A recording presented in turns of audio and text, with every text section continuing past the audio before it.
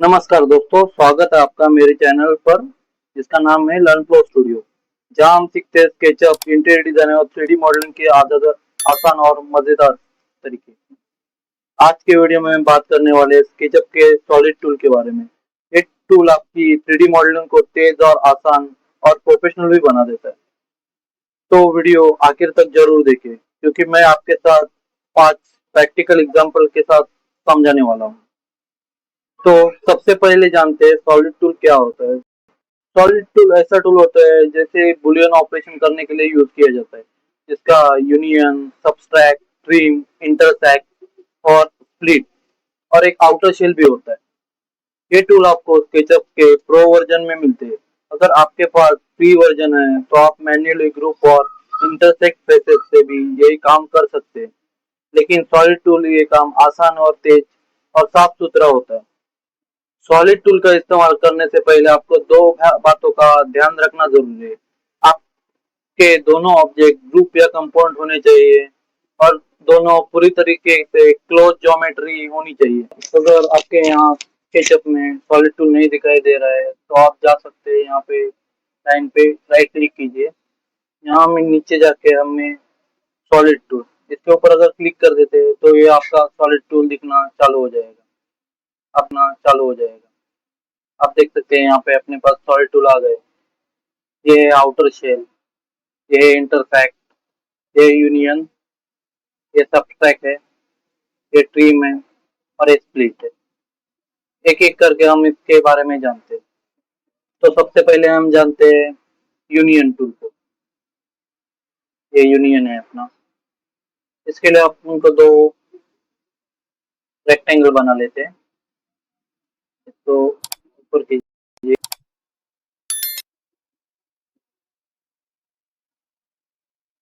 इसको में ग्रुप में कन्वर्ट करते हैं। इसको कंट्रोल सी करके कॉपी बना लेते हैं। आप देख सकते हैं ये हमने एक कॉपी बना ली उसकी।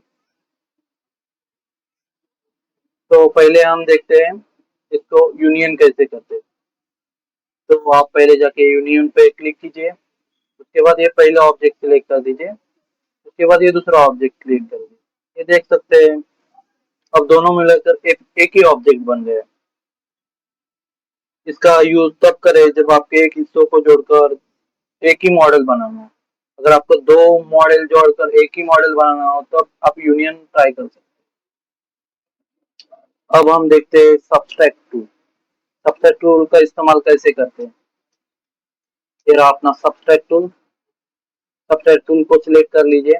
उसके बाद पहले ऑब्जेक्ट पे क्लिक कीजिए, फिर दूसरे ऑब्जेक्ट पे क्लिक कीजिए। सब्सट्रैक्ट टूल क्या करता है कि पहला ऑब्जेक्ट जो आपने सिलेक्ट किया है उसको काट देता है, मतलब मिनिमाइज कर देता है। ये देख रहे हैं एक ही ऑब्जेक्ट बच गया। ये future furniture design, wall cutout और लाइटिंग के बहुत काम आता है। अपने पास तीसरा टूल है ट्रिम टूल। ये रहा अपना ट्रिम टूल।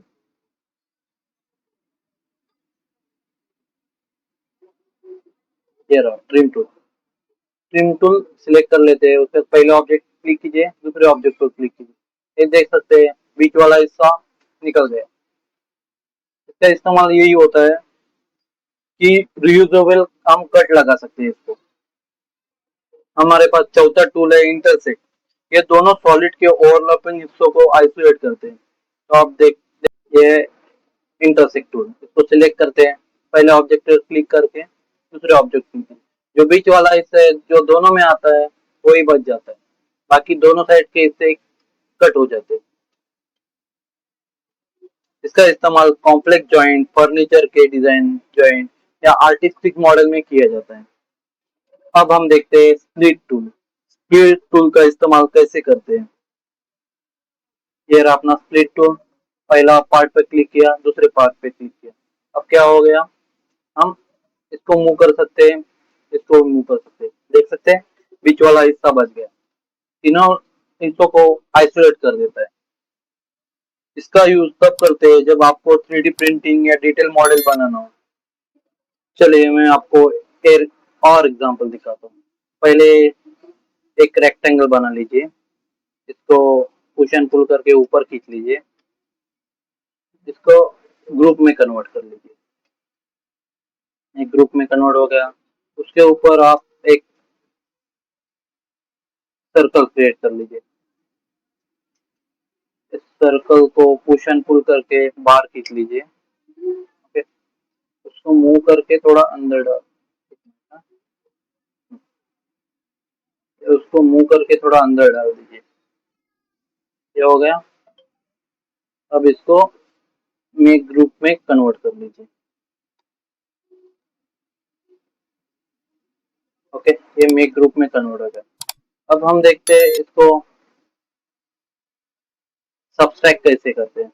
तो देख रहे हैं, ये पहला वाला और ये दूसरा वाला सिलेक्ट कर लीजिए। पहला ऑब्जेक्ट सिलेक्ट करके ये देख सकते हैं, ये परफेक्ट होल बन गया। ऐसे ही यूज होता है सॉलिड टूल का। और एक दिखाता हूँ। अब हम करते हैं इसको यूनियन। ये यूनियन एक ही ऑब्जेक्ट बन गया, दोनों को मिला के एक ऑब्जेक्ट बन गया, देख सकते हैं। अब हम आपको दिखाते हैं ट्रिम। ये ट्रिम हो गया, ये देख सकते हैं, यहाँ पे होल बन गया, तीनों ऑब्जेक्ट अलग हो गए। ऐसे ही यूज किया जाता है सॉलिड टूल का। ये था स्केचअप में सॉलिड टूल। अगर आपको वीडियो पसंद आया हो तो लाइक जरूर करें, कमेंट में बताइए कौन सा सॉलिड टूल आपको सबसे ज्यादा यूजफुल लगा, और चैनल को सब्सक्राइब करना ना भूलें ताकि आपको आगे आने वाले स्केचअप के रिलेटेड वीडियो मिलते रहे। तो चलिए मिलते हैं अगले वीडियो में, तब तक के लिए हैप्पी डिजाइनिंग। Thank you.